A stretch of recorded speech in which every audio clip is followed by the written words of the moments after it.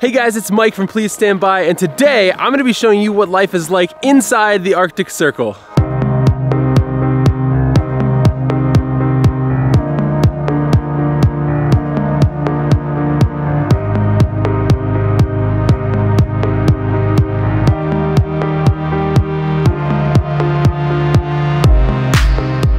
It is currently 10:21 in the morning a.m. and there's quite a bit of light out. Now, there's only about 3 hours of daylight here right now at this time of the year, and that makes things a little bit crazy. So I'm gonna show you guys today in this video what that is like, because it's very unique. Before we do that, let me show you what my experience was like the day before. See you, Mike. Good luck. Thanks, Rob. That was really deep. Okay, so remember back in my Northern Lights video how I told you guys there was an Arctic storm while we were there? Yeah, so this is what my experience with that was like.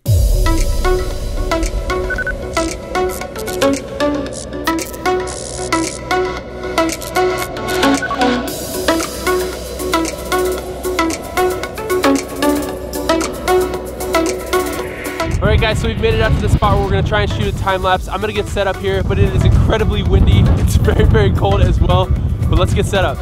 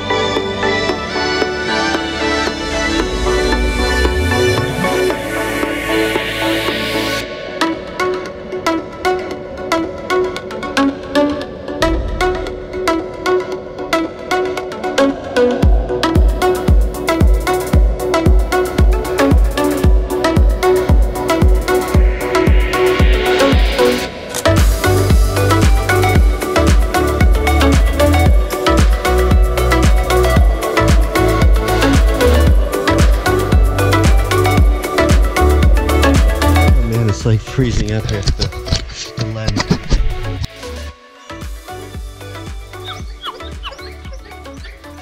That may have been one of the most epic on the side of the road shots I've ever done. Caribou and amazing snow. What do you think, Jonas? That was insane. We weren't expecting any of this either. That's the whole thing of this, was that it was completely unexpected. We knew it was beautiful, but it turned out to be epic. That was just the most amazing thing I've ever experienced. It was just actually really fun to just be standing out there experiencing the elements with friends and doing something that I love to do. Rob got out of the car and flew the drone a bit, and Jonas and I walked down, not to the edge of the lake, but there was a little icy cliff that we were standing on that was safe with a lot of snow. We both set up a time lapse. Things got really intense when we saw those two caribou. It was kind of cute though. It was a pair of two just sort of traveling by themselves in this frozen Arctic wilderness. So wherever they're going, I hope it's warm. I know that's where we're headed, so it was a lot of fun. I tell you what, wherever they're going, it's not warm. Well, first of all, that may be the most epic drone footage I've ever shot. I was flying the drone. So much. My hands were shaking on the drone. I was so excited about the footage. There's all these ice waterfalls over the lake. So I was flying around the ice waterfalls, and then all of a sudden on my way back, here I see these two dots. And they're two little caribou walking out on the ice. So I was like, oh my gosh, I gotta get this. So I turned the drone, and the drone couldn't even hold steady. The wind was so strong. I had it in sport mode. The wind must have been 40 miles an hour, and it was slowly sliding backwards.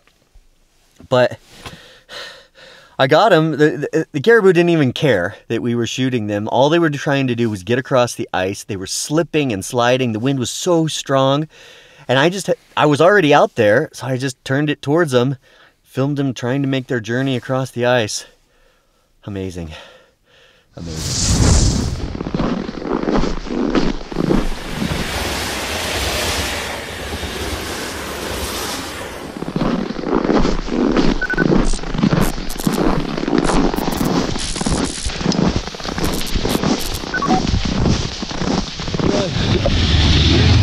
Yeah.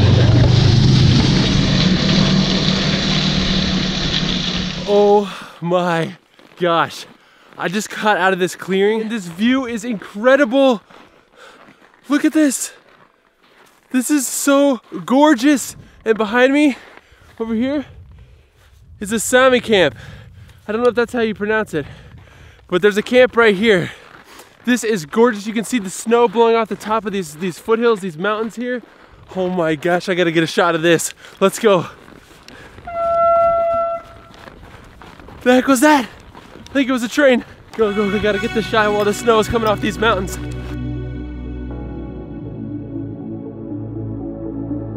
Oh my gosh, this is the most gorgeous view. Look at this. This is so gorgeous. Look at what I'm seeing in the camera here. Oh, that is so pretty. All right, I'm gonna take a time lapse of this right now and get all of the snow blowing off of the mountain through this pass. I'm gonna try and get it all on camera in a time lapse. It's gonna be epic. I've got it set to every 1 second. The reason I did that is because there's a lot of motion happening with the snow coming off, and I felt like if I did any longer than 1 to 2 seconds, it would just look like it's zooming by way too quick. So I wanted to try and get as smooth a movement in the time lapse as I could. Rob just texted me though. He said he and Jonas are leaving, so I gotta head back as soon as I can. But I really want to try and get a time lapse here. I think that could be really cool. It might turn out better than the one I did yesterday at the Arctic, during the Arctic storm, but we'll see, we'll see. Anyways, I'll update you guys when I can. This is just so cool. I'm just having so much fun up here. I love this. This is so much fun.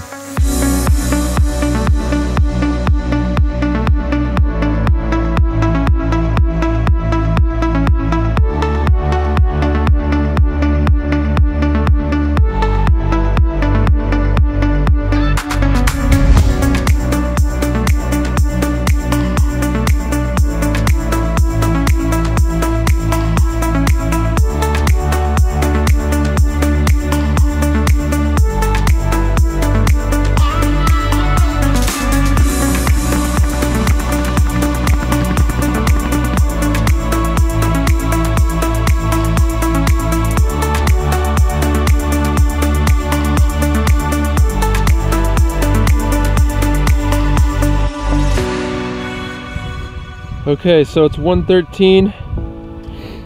The sun is gonna set in about, oh, I don't know, I think about 20 minutes. So it's starting to get a little bit darker out here now. But what's weird is that the sun never actually comes above the horizon here because of the way the mountains are. You really don't ever get to see the actual sun.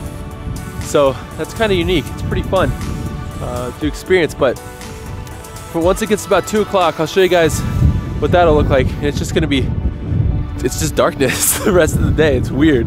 Like at like 3 o'clock p.m. it feels like 10:30 back home. It's bizarre, but it's fun. It's fun to experience. So it's fun to take this in.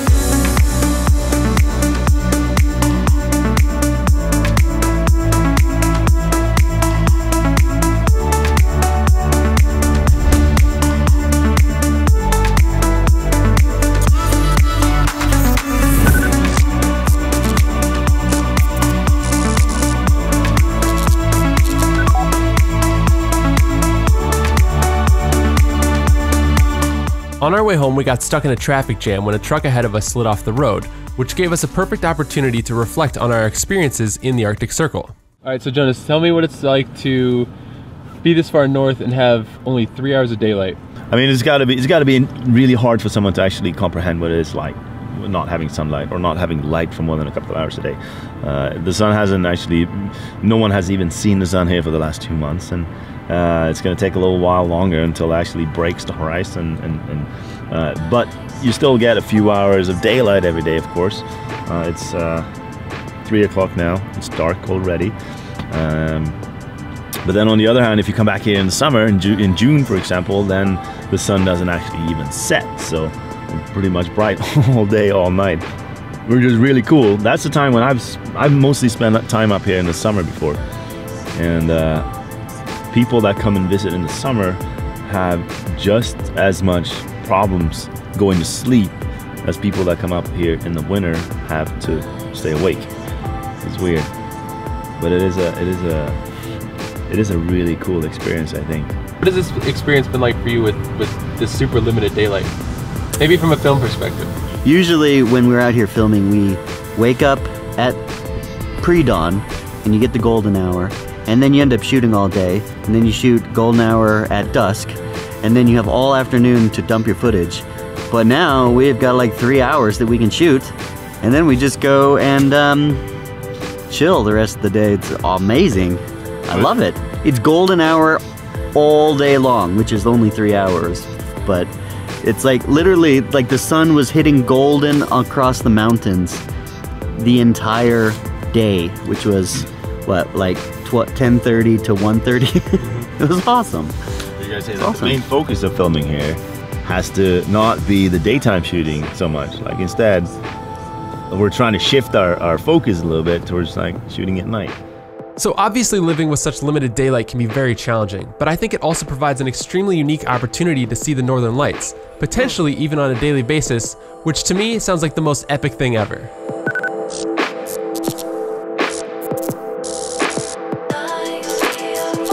Which, as you can see, we did see the Northern Lights. That was the whole reason for our trip. It was insanely epic. If you haven't checked out my video on that yet, you need to watch it. I will put the link to that in the description below. So I hope you guys learned a bit about what life is like inside the Arctic Circle, at least in the winter, when there's just a very limited amount of daylight. And it's very exciting for someone like myself, but as you can probably see, it proves pretty challenging for people that either live there, or for those who are trying to do specific things such as filmmaking like we were doing, or anything else that requires daylight, such as maybe sports, or I don't know, just something as simple as just working out in the yard, doing something around your house, You really gotta fit it within a window of time if you need that daylight. So it's pretty challenging. But also, it provides challenges for the people here because having such limited amount of daylight can be pretty depressing. And depression rates are pretty high in countries that have very, very low amounts of daylight, especially in the winter time. I know Alaska, even the state of Alaska in the United States kind of goes through this as well. So, it is kind of fun. It's unique. I definitely recommend you experience it if you can. If you're ever in a place where there's only a few hours of daylight, it's very, very unique. It's kind of a cool thing. So just keep those kind of things in mind, I guess, though, as you appreciate and have fun with experiencing that experience. But for those that live there, it can be kind of challenging. But I hope you guys enjoyed this video. I enjoyed making it. It was a lot of fun. I've had a great time on this trip, and I can't wait to make more videos for you guys. So thanks for watching. Peace.